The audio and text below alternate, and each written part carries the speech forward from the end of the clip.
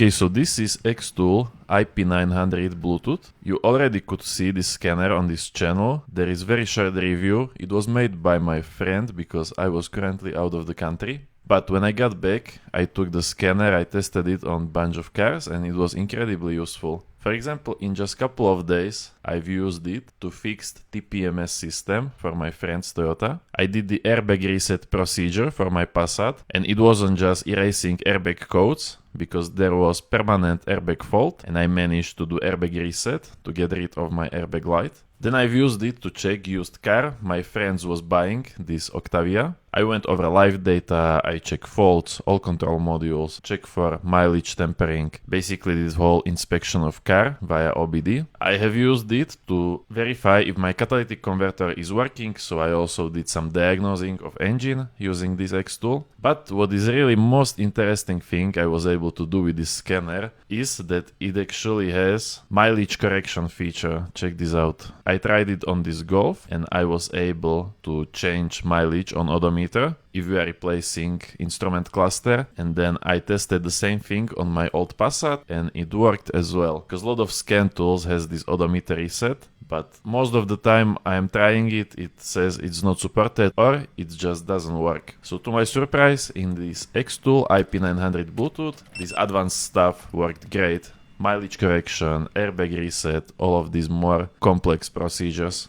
Okay, so what we will do, I will give you a quick preview of what Xtool can do, and then I will show you all of these procedures I listed in the intro, and I will show you all of them. By the way, if you are new to this channel, I'm Yuri, I test OBD2 scanners, I have tested hundreds of them, and all the best scanners I have put on my website, on the page OBD2 Scanner Guide, it is linked in description, and on that page you can choose best OBD2 scanners by budget, type, or car brand. And if you are not sure which scanner type is for you, click the link on top, download my OBD2 Scanner Buyer's Guide, and I will send you a short PDF which explains differences between scanners and you will know which one is right for you.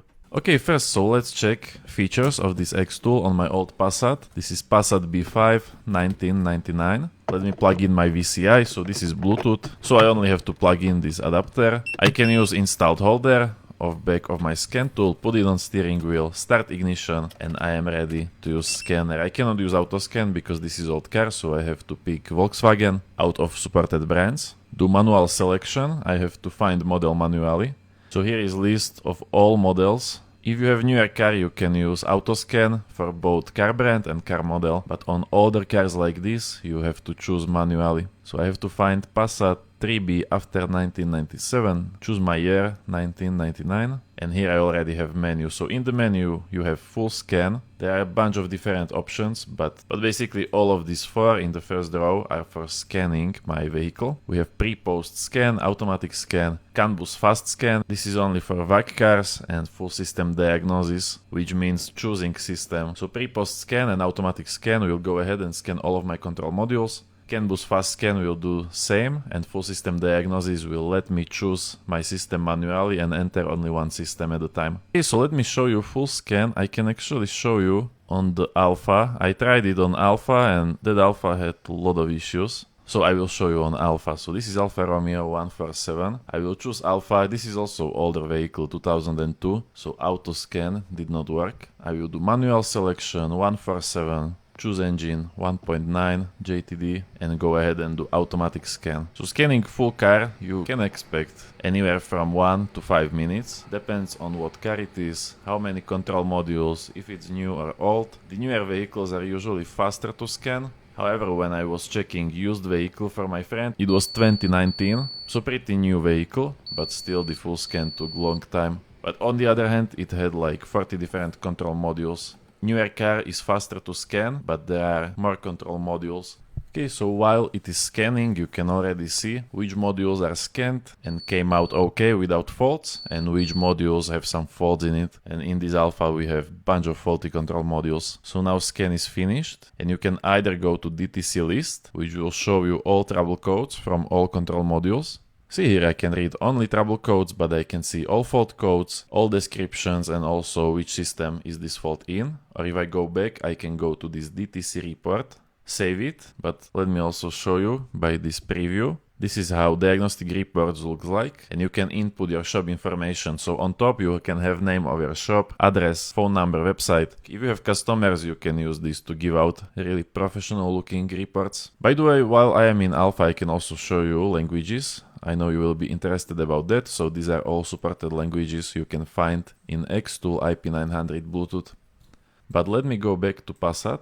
I will show you all supported service functions. So these are all supported service resets or service functions. And since I tried a bunch of them already, I can see that software is really good and this stuff actually works. Because for service resets, first they must be supported by car. But if some service reset is supported by car, for example like this auto reset, I can take another scan tool and it doesn't work. But when I try Xtool, it seems to work. So there are differences between scanners as well. And Xtool seems to have really good software for these service procedures. So they are working like they should. Okay, so let me show you them in action. We can start with TPMS reset. So I did TPMS reset for my friend. He has TPMS light in this Toyota.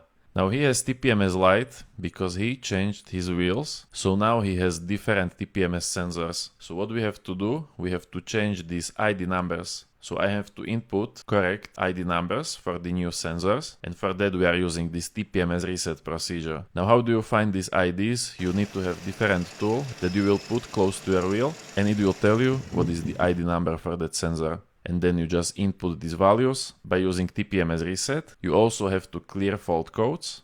And once the codes are cleared, I can go ahead and turn on the ignition and the light should be gone. See, there is no more TPMS light. I can even start the car and there is not warning light for TPMS, so successfully fixed. Next I have this Passat. Now when I am shooting this video, I just bought it yesterday. Now this video might be published maybe 2-3 months after I bought this Passat. This is my first time using this scan tool on this Passat and I want to try if I will be able to clear airbag light. So I have fault code, control module faulty for airbag module, which cannot be erased, so it is permanent. But I tried this airbag reset, go to airbag repair, select OBD repair. Not a lot of brands are supported, but Volkswagen is here. For this VW5 I choose it randomly, I didn't know which option is for me.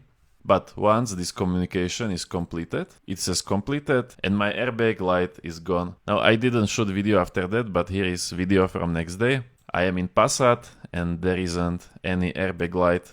Here I did full scan and you can see my airbag module doesn't have any codes and I do not have any airbag light. So next problem successfully fixed with this scanner. By the way, I know you will be asking in the comments if this Xtool can support this on that feature on certain car model, and I have no idea because I haven't tried myself, but in the description there is link for Xtool website. Just go on that website, you can message them and they will tell you if feature you are looking for will be supported for your car model. They have all the data, so they are able to tell you what you will be able to do and what not. Okay, before we move to another thing, I also forgot to show you some bidirectional testing. So of course this is bidirectional scan tool. So I can show you on Passat, for example.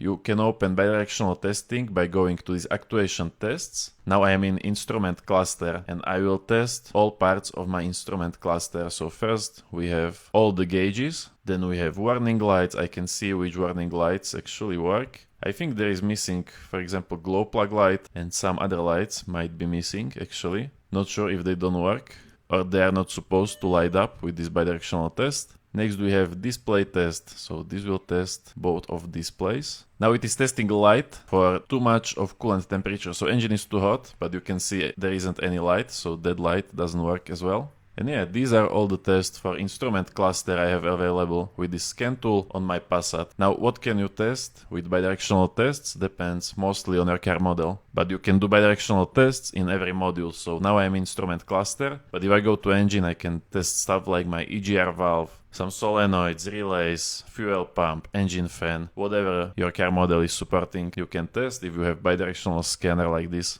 Okay, then next I used this scanner to help my friend see if he's buying good car, so I did used car inspection. This is Skoda Octavia 2019, if I remember correctly, 2.0 TDI, 110 kilowatt. So mostly how I do used car inspections, I want to do full scan before test drive, so that is what I did the first, full scan of all modules. Now it wasn't the fastest, it is not the best scanner for checking used vehicle, because service procedures works great, but scan is not fastest. And when you are checking used vehicle, the faster you can scan and faster you can go over live data, the better. So it isn't best scanner for checking used car, but you can use it to check used vehicle. If you are not checking used vehicles professionally, this one will be completely enough. If I am running used car check company, I would probably go with different scanner for this purpose. So first I want to do full scan, so I did full scan of all modules, and then I went over the live data. So I found out that DPF is already at about 60% capacity, so I told him that. And then when we are doing test drive, I checked the fuel injectors data, which seems to be okay.